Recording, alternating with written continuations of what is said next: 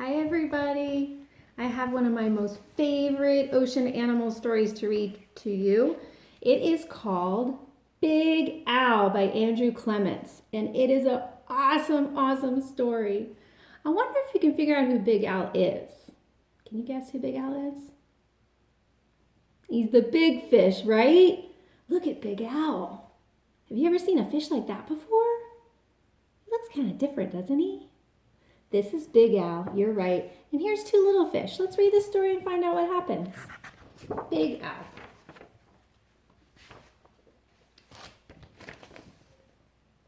In the wide blue sea, there was a very friendly fish named Big Al. You couldn't find a nicer fish. He's nice. But Big Al was also very scary. Does he look scary to you? He looks a little different, doesn't he? Other fish seemed to have at least one friend. Some had many, but Big Al had none. He did not really blame the other fish. How could he expect little fish to trust such a great big fish with eyes and skin and teeth like his? So Big Al was lonely and cried big salty tears into the big salty sea. That makes me so sad for him.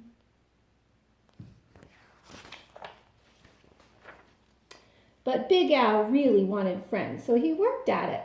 First, he tried wrapping himself up with seaweed. He thought it was a great disguise, but no one else did. Who wants to stop and talk to a floating plant that has big sharp teeth? What do you think? Is that a good disguise? Does that make him look better or more friendly? The fish didn't think so.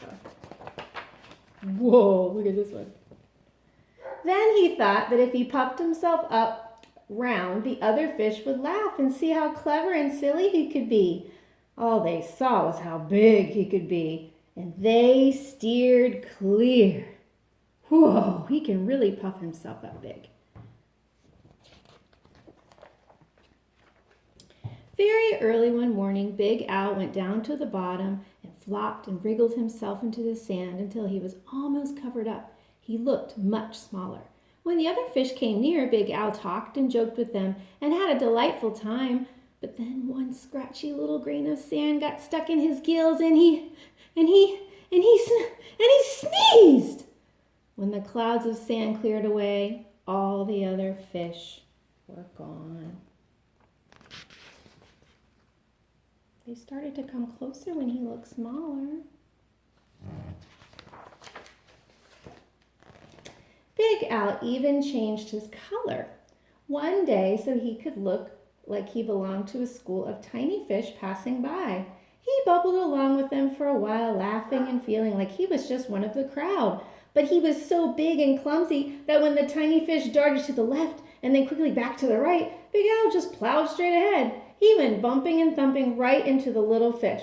Before he could even say, "Excuse me," they were gone, and he was all alone again, sadder than ever.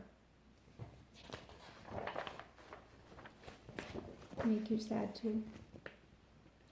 But this is my favorite story because there's a great ending.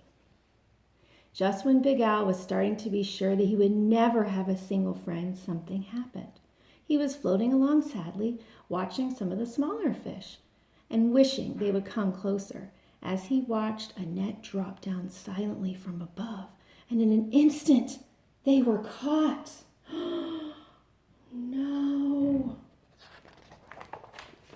Big Al forgot all about being lonely, and he forgot all about being sad. His eyes bulged out bigger and rounder than ever, and with a mighty flip of his tail, he opened his mouth and charged straight at the net. The net was strong, but Big Al was stronger. He ripped right through it, and all the little fish rushed out through the hole. Yay! He made a hole for them to escape. Not awesome? Uh-oh. But when Big Al tried to turn around and go out of the hole, he got all tangled up in the net. He was stuck. The net went higher and higher toward the bright surface of the sea, and the little fish watched Big Al as he disappeared above them.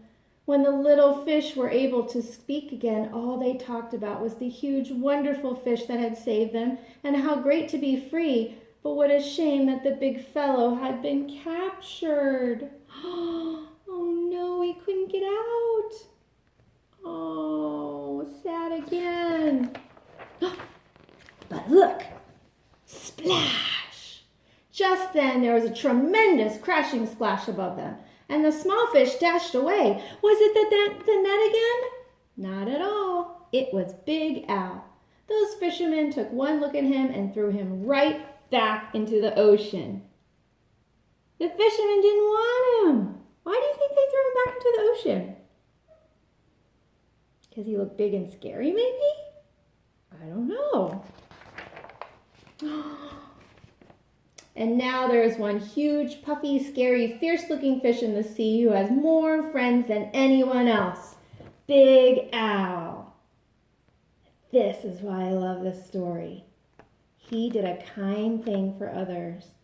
And they realized that. And they weren't scared of what he looked like anymore.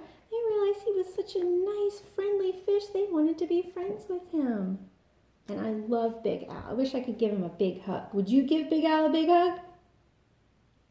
I would. The end. I hope you guys have a great day. Have fun making your shark headbands. And I'll see you next time. Bye.